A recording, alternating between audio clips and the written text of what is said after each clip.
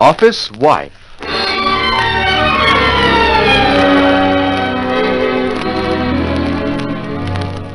The story of the girl who married her boss and of the girl who took over.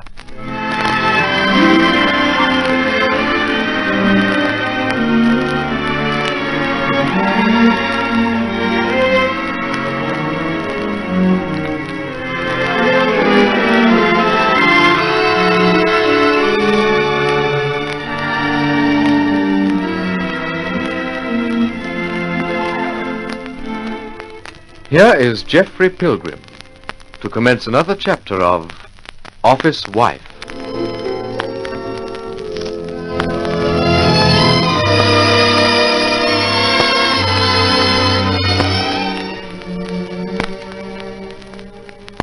I had some luck as I was leaving the office this evening. Good luck or bad, don't ask me. But I happened to walk past the office switchboard just as Millie Moffat was trying to get Marcia's topaz brooch out of sight. Naturally, I asked her what in the world she was doing with it.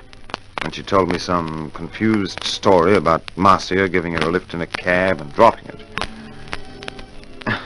I suppose you're saying what's wrong with that? Well, nothing. Except that Marcia just said she hadn't been out of the flat all day and denied losing the brooch. What's my wife up to, anyway? You said something about taking in a show, Jeff. Are you going? Not by myself. Snap out of it and come along. Why don't you? I'm not in the mood. And I, darling, am not in the mood to sit about. No, I think I'll beetle over and have a word with Harry Palmer. What on earth for? Oh, do you remember when you walked in on Stella and me at the Pelican yesterday evening? Yes, I'm frightfully sorry if I was in the way. Now, please don't be silly, Marcia. Of course you weren't in the way. I wanted you there. That's why I was talking to Stella in the first place, to get you two together. Oh, really, Jeff? We're not going to argue about it, Marcia. It didn't come off, so that's that. But I'm rather anxious to find out just how you knew we were together at the Pelican. Darling, tell me. How did you know? Well, I just happened to walk in. I wish I could believe that. I'll be back in an hour or so. Don't wait up for me.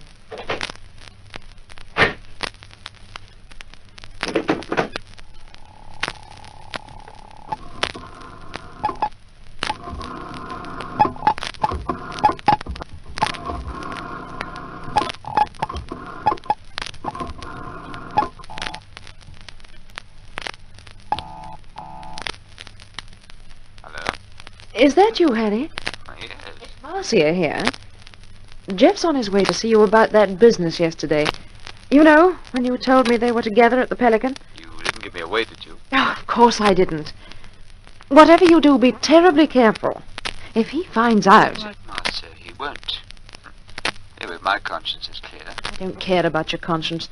Jeff mustn't find out it was you. I'll watch out, Marcia. Thanks for ringing. Bye. Goodbye, Harry.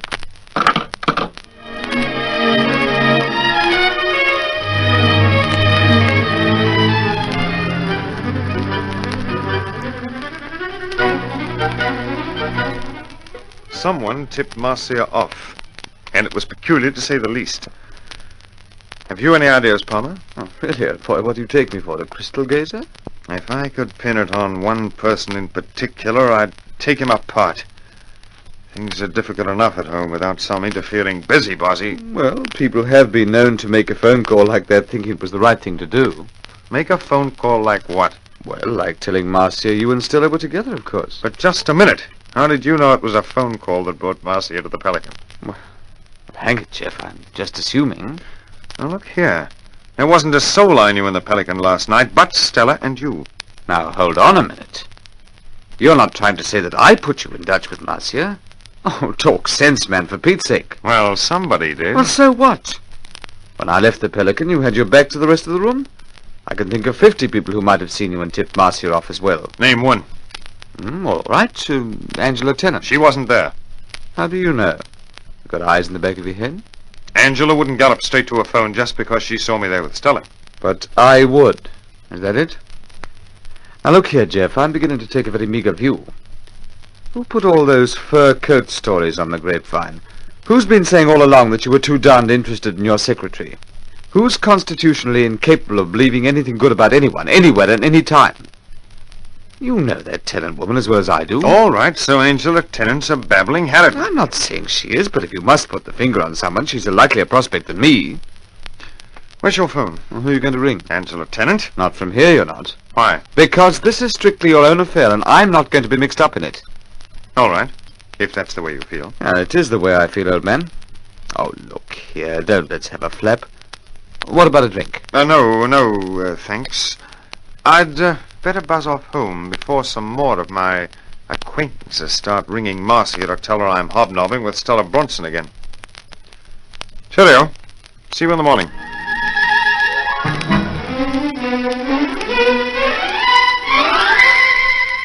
Oh, but Jeff, what a mean way to go about things.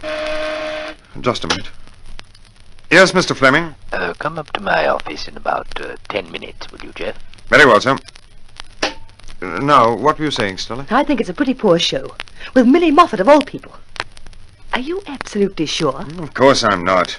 But Millie had the brooch, and Marcia denied having been out all day. What can I think? Marcia's probably asked Millie to listen to our phone calls and keep an eye on us generally. Oh, how perfectly disgusting. What Marcia needs more than anything else... For heaven's sake, leave my wife out of this. I will not. If I'm involved to the extent of helping you out of the complete tangle you're in, I'll jolly well say what I think of her. Not to me, you won't. Yes, to you. She doesn't deserve your loyalty. But as long as I'm her husband and you're my secretary, she's going to get it. Let that be understood, Stella. Jeff Pilgrim, there are times when you make me sick. Such as now. What do you think? I think you'd better get on with your work and let me handle my domestic affairs. Don't worry. I'll pull things together. Well, I wish you would. Why don't you tell Tressa de Bendigo you know what he's up to and be done with it? Why don't you tell him to keep his rotten job and his niece? Resign. Benny Puller wants us both at higher figures than we'll ever get from Tressa de Bendigo. Why don't you wash your hands of them, lock, stock, and barrel? How do you know I won't?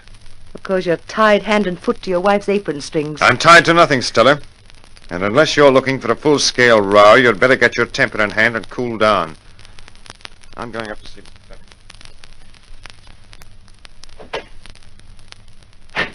Ah, yes, Jeff. We've a few minutes before 5 o'clock, so I won't keep you late. In fact, I'll get right down to tin tacks. I hear Benny Puller's been making you offers. Oh? Well, what I wanted to say, you've been with the firm a long time. You wouldn't leave us without giving us an opportunity to match his proposition, I hope? Well, it hasn't come to that yet, sir. But why shouldn't I? Well, really? Don't you feel you owe the firm a certain amount of loyalty? What? Mr. Fleming, I've been dying to say this for 3 or 4 days. I think it's like Tressa de Bendigo and Company's infernal nerve to expect loyalty from me. I'm sure I don't know what you mean, Jeff. What are you talking about? Mr. Bendigo's arranged matters so that I'm to be forced to get rid of my secretary or be put in a false position with my wife. That's what it amounts to, isn't it? Yes, well, now look here, Jeff. Marcy is not my niece. It has nothing to do with me. I shouldn't have minded so much if Mr. Bendigo had come straight to me. But to send Harry Palmer with a lot of rot, as though I couldn't see through it. Oh, dear me, dear me. Why do I always have to bear the brunt? What are you going to do, then? Nothing at all. I'm going to wait till Mr. Bendigo comes out into the open. And then we'll see. Jeff, speaking quite personally, I'm very upset about all this. Don't be so stiff-necked. Lower your flag a little and get rid of Miss Bronson. Your marriage won't last if you don't. Mr. Fleming, my marriage won't last if I do.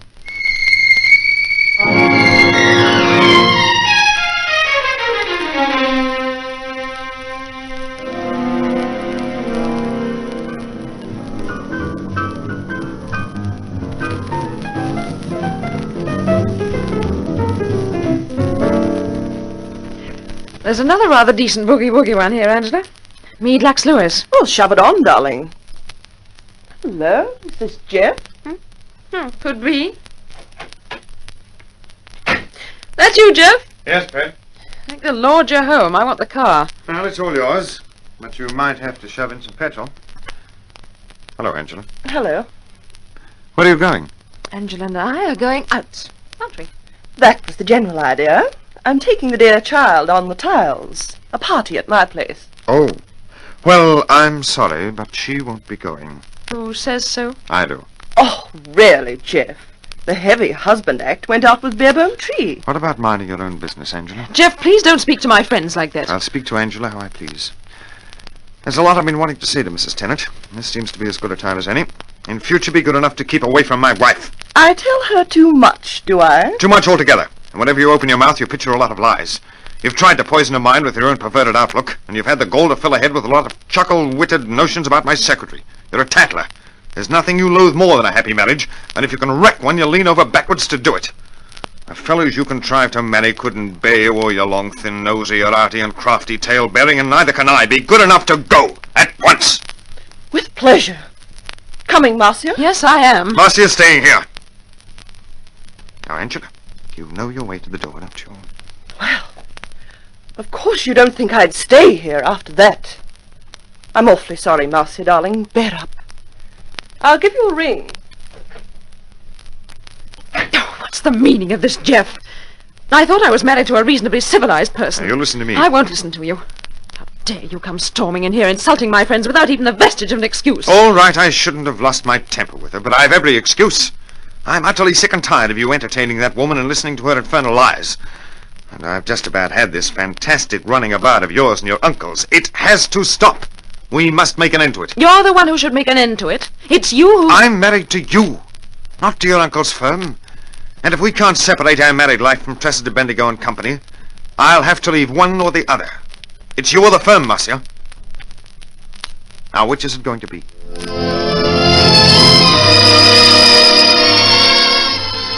It's not going to be either. I won't have you leaving the firm, my firm almost, and you're not going to walk out on me. Because if you do, I know where you'll go, Jeff Pilgrim. And you'll do that over my dead body.